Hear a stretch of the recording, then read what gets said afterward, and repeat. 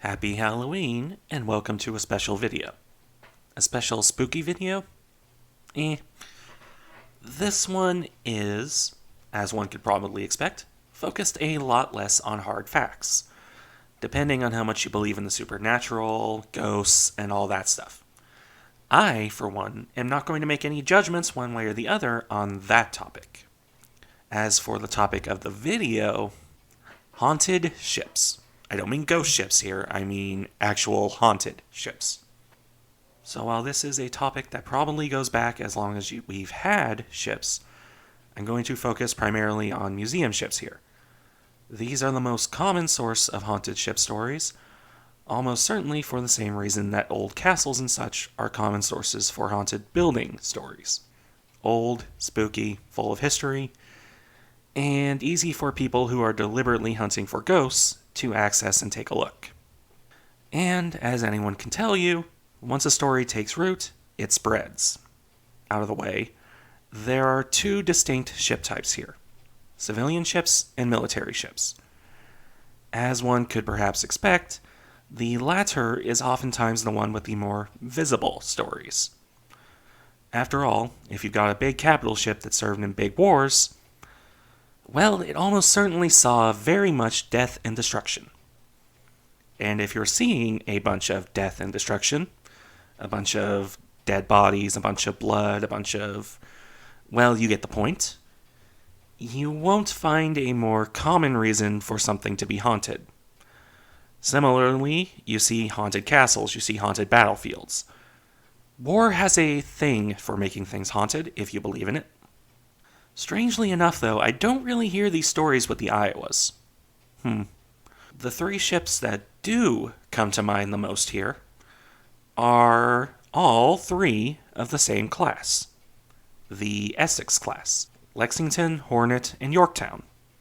As for Intrepid, the fourth of the Museum Essex class, maybe, but I don't see her come up much either. Not saying she isn't haunted, but I certainly don't see her as much as her sisters in this kind of topic. What the three sisters have in common, though, other than their class, is that they all saw long service and some of the hardest fighting of World War II, and in some cases Korea and Vietnam.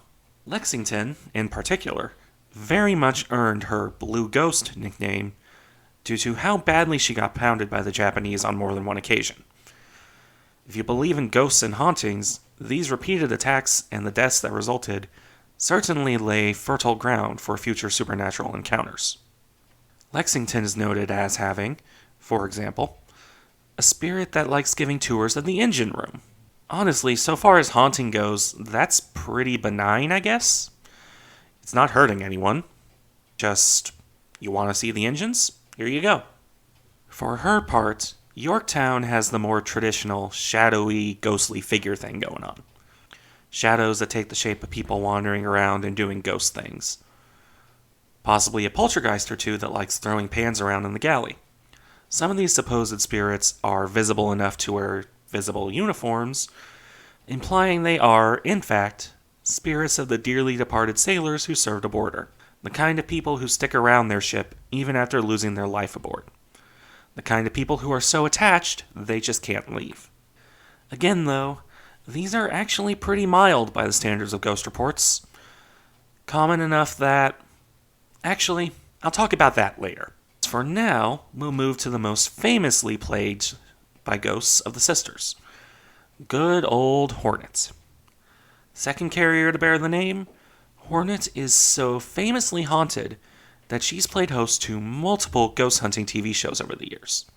I'll let you debate how real or faked those things are in the comments if you so choose.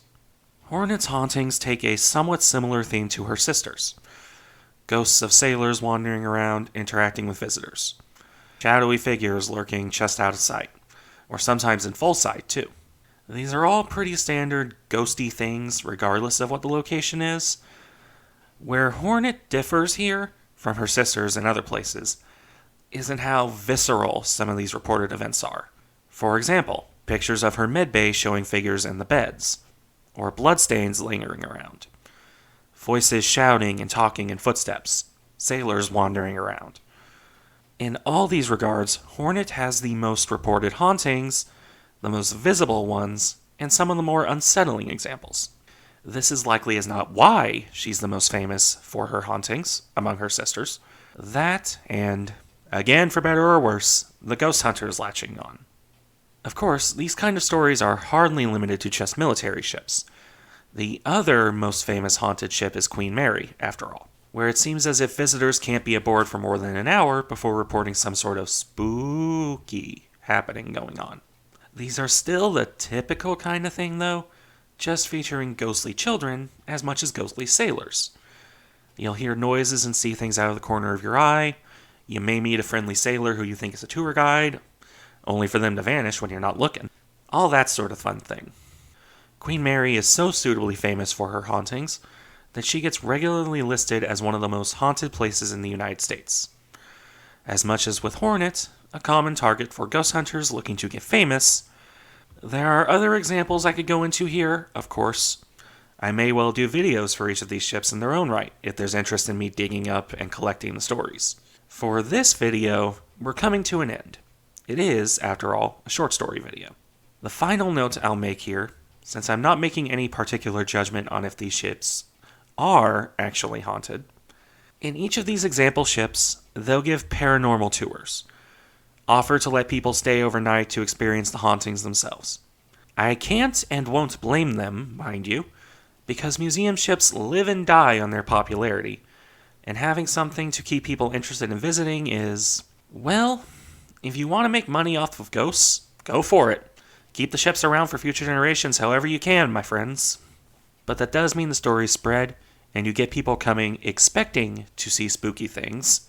And yeah, if you're less charitable, you'll say they're coming with the expectation of seeing a ghost. So of course, they'll mistake mundane things for spooky, scary spirits. If you're someone who believes in ghosts, on the other hand, you'll use these tours to show how things are actually happening.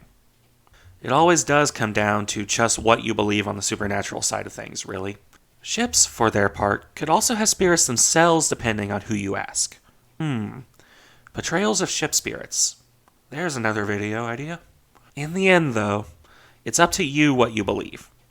And if you're brave enough, staying overnight on a museum ship is certainly one of the more interesting things you can do with your time. Even if you don't believe in ghosts, just being aboard one of these ships overnight is an experience anyone interested in naval history should take.